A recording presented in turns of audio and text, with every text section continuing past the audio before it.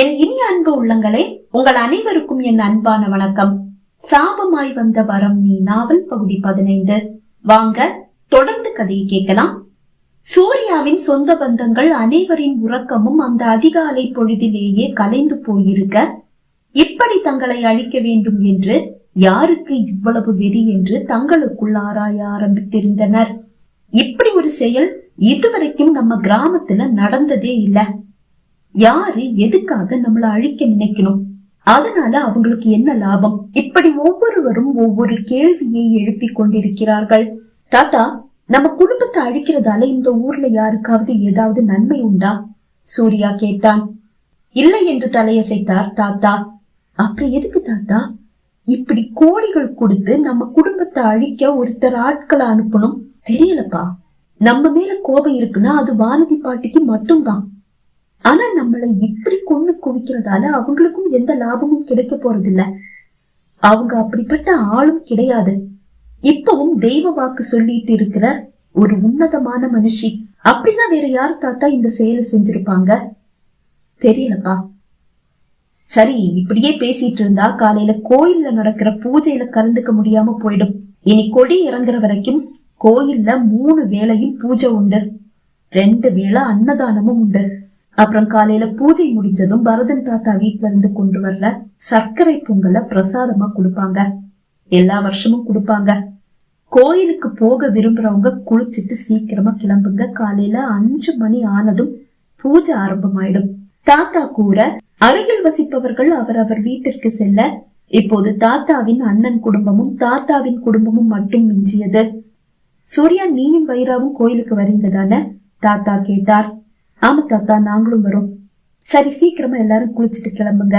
தாத்தா கூற அவரவர் அறைக்கு சென்று தயாராக ஆரம்பித்து விட, வைராவின் அப்பாவை மனைவியை இழந்த இருவர் தங்கி இருந்த அறையில் தங்கி கொள்ளுமாறு கூறிய தாத்தா, சூர்யா, வேற எந்த ரூமும் காலியா இல்லையே, நீங்க 2 பேரும் எங்க தங்கிப்பீங்க என்று கேட்டார். சூர்யாவும் திருமணமாகாத வேறு ஒரு இளைஞனும் தான் ஒரு அறையில் தங்கி இருந்தனர். சூர்யா, நீங்க 2 பேரும் நம்ம ரூம்ல தங்கிக்கங்க. நான் தனி ஆள் தானே, வெளியில ஒரு பாத்ரூம் இருக்கு, அங்கேயே குளிச்சுக்கிறேன். விசாலமான ஹால் இருக்கே, இங்கேயே நைட்டு படுத்துக்கிறேன் என்று கூறி அந்த இளைஞன் பெருமிதத்தோடு அறையை விட்டு கொடுக்க, வைராவை பார்த்த சூர்யா, வைரா என்று அழைத்தான். அவன் அருகில் வந்தாள் வைரா. ரூம் மாடியில் இருக்கு, வா என்று கூறி அவன் நடக்க அவனோடு நடந்தாள். அறைக்குள் வந்ததும் வைராவை இழுத்து அணைத்த சூர்யா அவள் 2 கன்னங்களிலும் மாறி மாறி முத்தமழை பொழிந்தான். திக்கு முக்காடி போனவள் சொக்கி நின்றுவிட, ஐ லவ் யூ வைரா என்று கூறி முத்தங்களுக்கு முற்றுப்புள்ளி வைத்தவன், சீக்கிரமா குளிச்சுட்டு வந்துடு, கோயிலுக்கு போகணும் என்று கூறினான். சரி என்று தலையசைத்தவள், என்னுடைய ட்ரெஸ் எல்லாம்? ஓ, அது கீழே இருக்கு. சரி, நான் போய் எடுத்துட்டு வந்துடுறேன். அவன் வேகமாக வெளியே சென்றான். கண்ணாடி முன் வந்து நின்றவள் அவன் உதடு பட்ட 2 கன்னங்களையும் மெல்ல வருடி ரசித்தாள். கண்ணாடி முன் நிற்கும் போதுதான் அவள் ஒன்றை கவனித்தாள். அவள் அழகு ஒவ்வொரு நாளும் அதிகமாகிக் கொண்டே செல்கிறது. அது அவளுக்கு கூட வியப்பாக தான் இருந்தது. சூர்யா அவளது உடைகள் அடங்கிய பேகை எடுத்து கொண்டு வரும்போது கண்ணாடி முன் நின்று தன் அழகை ரசிக்கும் வைராவை கண்டு புன்னகைத்தான். அந்த அழகு அப்புறமா ரசிக்கலாம் வைரா, நேரம் இல்லாததால தானே உன்னை சும்மா விட்டேன், குறும்பாக சூர்யா கூற அவள் முகம் நாணத்தில் சிவந்தது. அவன் பேகை கொண்டு வந்து படுக்கையில் வைக்க அவள் வந்து பேகை திறந்து தேவையான அனைத்தையும் எடுத்துக்கொண்டு குளியல் அறைக்கு சென்றாள். சரியாக 5 மணி ஆன போது அனைவரும் கோயிலை எட்டி விட்டனர். பூஜை இன்னும் ஆரம்பமாகவில்லை. கோயிலில் இந்த அதிகாலை நேரம் கூட ஏராளமானவர்கள் வந்து கொண்டே இருக்கிறார்கள். தாத்தா, வழக்கத்துக்கு மாறா கூட்டம் கொஞ்சம் அதிகமா இருக்கிற மாதிரி இருக்கே? சுதர்ஷன் வியப்போடு கேட்டான். ஆமாப்பா, எனக்கு கூட ஆச்சரியமா தான் இருக்கு. மத்தியானத்துக்கு மேலதான் கூட்டம் அதிகமா இருக்கும். இப்ப காலையிலேயே இவ்வளவு கூட்டமா இருக்கு. சாபம் நீங்கிடுச்சுல, அந்த சந்தோஷத்துல யாரும் நைட்டு தூங்கவே இல்ல போல. இறைவனுக்கு நன்றி சொல்ல வந்துட்டாங்கன்னு தோணுது. அப்போதுதான் பரதன் தாத்தா வீட்டிலிருந்து காலை வழங்க வேண்டிய பிரசாதம் ஒரு வேனில் வந்து இறங்கியது. ஆனால் கூட்டத்தை கண்ட போது பிரசாதம் குறைந்து விட்டதோ என்ற சந்தேகம் பரதன் தாத்தா வீட்டாருக்கு வந்து விட்டது. அதை பற்றி தங்களுக்குள் பேசிக் கொண்டவர்கள் பூஜையில் கூட கலந்து கொள்ளாமல் இன்னும் பொங்கல் வேண்டும் என்று யாரிடமோ போன் செய்து கூறிவிட்டு ஒருவித பதற்றத்தோடு நிற்க பரதன் தாத்தாவும் வந்துவிட்டார். அவரிடம் அவர்கள் விஷயத்தை கூற, அதனால என்ன, பொங்கல் செஞ்சு கொண்டு வர சொல்ல வேண்டியது தானே. இருக்கிற பொங்கலை கொடுங்க, அது காலி ஆகிறதுக்குள்ள அடுத்த பொங்கல் வந்துட போகுது என்று கூறியவர் பூஜை ஆரம்பமாகிவிட்டதால் நேராக வந்து பூஜையில் கலந்து கொண்டார். ஆனால் அவர் விழிகள் சூர்யாவையும் வைராவையும் தேடியது. அவர்கள் கூட்டத்தோடு கூட்டமாக நிற்க அவர்களை மறைத்துக் கொண்டு ஏராளமானவர்கள் நின்று கொண்டிருந்தனர். பரதன் தாத்தாவால் அவர்களை பார்க்க கூட முடியவில்லை. பூஜை முடிந்ததும் குங்குமத்தை வாங்கி கொண்டு நேற்று இரவு தாத்தா வீட்டில் உறங்கிய அனைவரும் வீட்டிற்கு கிளம்பிவிட்டனர். இரவு அவர்கள் யாரும் நன்றாக உறங்கவில்லை அல்லவா? வீட்டை எட்டியதும் அவரவர் அறைக்கு சென்று படுக்கையில் வீழ்ந்து விட்டனர். ஆனால் சூர்யாவையும் வைராவையும் தேடி பக்கத்து கிராமங்களிலும் வெளியூர்களிலும் வசிக்கும் அவர்களது உற்றார் உறவினர்கள் நேற்றைய நிகழ்வை கேள்விப்பட்டு அவர்களை பார்ப்பதற்காகவே வீட்டு வாசலில் காத்து நின்று கொண்டிருந்தனர். கொடியேற்றும் போது அவர்களால் வந்து சேர முடியவில்லை. அதனால் தான் இன்று வந்திருக்கிறார்கள். வந்ததும் விஷயத்தை கேள்விப்பட்டு சூர்யா வைராவை பார்க்க வந்து விட்டனர். என்ன செய்ய முடியும்? சூர்யாவும் வைராவும் அவர்களோடு அமர்ந்து பேசிக் கொண்டிருக்க அவர்களுக்கோ இந்த அதிசயம் எப்படி நிகழ்ந்தது என்று அறிய வேண்டும். உங்களுக்கு ஏதாவது சக்தி இருக்கா என்று கேட்டவர்கள் தான் அதிகம். சக்தியா?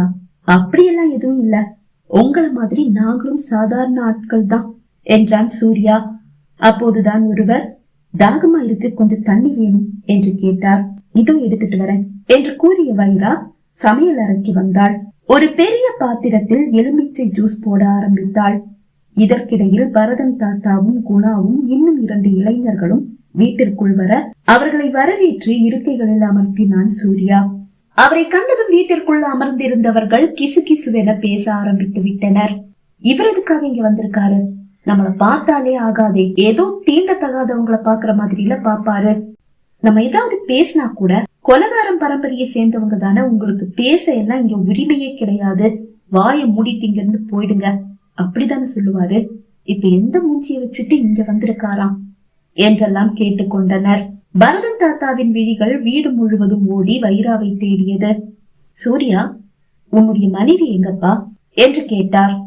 கூப்பிடணுமா தாத்தா? இல்ல பரவாயில்ல, வரட்டும் என்று கூறியவர் கையோடு கொண்டு வந்த பிரசாதத்தில் ஒரு சிறு பகுதியை எடுத்து சூர்யாவிடம் கொடுத்து, இத சாப்பிடு தம்பி, கோயில் பிரசாதம் என்று கூற அவனும் அதை வாங்கி உண்ண முற்படும் போது வெளியே பேச்சு சத்தம் கேட்டு சமையல் அறையிலிருந்து எட்டி பார்த்த வைரா சூர்யா பிரசாதத்தை சாப்பிட முயல்வதை கண்டு சூர்யா என்று உரக்க கத்தினாள். வாய் வரை கொண்டு வந்த பிரசாதம் அவன் கையில் இருந்து தவறி கீழே வீழ்ந்தது. திடுக்கிட்டு திரும்பி பார்த்தவன் வைரா பதற்றத்தோடு தன்னை நோக்கி வருவதை கண்டு, என்னாச்சு வைரா என்று கேட்டான். வைராவை கண்ட பரதன் தாத்தா உதடுகள் வைரா வைரன் என்றாள் என்று முணுமுணுத்தது. அவர் அருகில் அமர்ந்திருந்த குணாவுக்கும் மற்ற 2 இளைஞர்களுக்கும் அவர் ஏதோ கூறியது போல் தோன்ற, தாத்தா ஏதாவது சொன்னீங்களா என்று மூவரும் கேட்டனர். இல்லை என்று தலையசைத்தார்.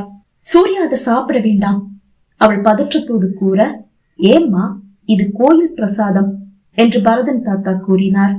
அவரை பார்த்தவளின் விழிகள் கோபத்தில் சிவந்தது. நீங்க தான் பரதனா என்று கேட்டாள். அதை கேட்டு குணாவுக்கும் உடன் வந்த இளைஞர்களுக்கும் கோபம் வந்து விட்டது. என்ன, பரதனா என்று மூவரும் ஒரே குரலில் கேட்டனர். இவருடைய வயசுக்கு கூடவா மரியாதை கொடுக்க உனக்கு தெரியல? கோபமாக குணா கேட்டான். அவனை கையமர்த்திய வைரா, யாருக்கு மரியாதை கொடுக்கணும், யாருக்கு மரியாதை கொடுக்க கூடாதுன்னு எனக்கு யாரும் வகுப்பு நடத்த வேண்டிய அவசியம் இல்ல, அது எனக்கே தெரியும் என்று கூறியவள் பரதன் தாத்தாவின் கழுத்தில் தொங்கும் ருத்ராட்ச மாலையையும் அதில் தொங்கும் சிவலிங்க வடிவிலான லாக்கெட்டையும் பார்த்தாள். பரதன் தாத்தா உடல் நடுங்க ஆரம்பித்தது. அவர் கை அவரையும் அறியாமல் அந்த ருத்ராட்ச மாலையை பிடித்துக் கொண்டது. பரவாயில்ல, ரொம்ப பத்திரமா தான் வச்சிருக்க என்றாள். அதை கேட்டு சூர்யாவுக்கு கூட கோபம் வந்தது. வைரா, என்ன இது? அவர் நம்ம தாத்தாவோட தாத்தா காலத்து தாத்தா, மரியாதை இல்லாம ஒருமையில பேசுற. பரவாயில்லப்பா, இந்த காலத்து பிள்ளைங்களுக்கு மரியாதையே தெரியல.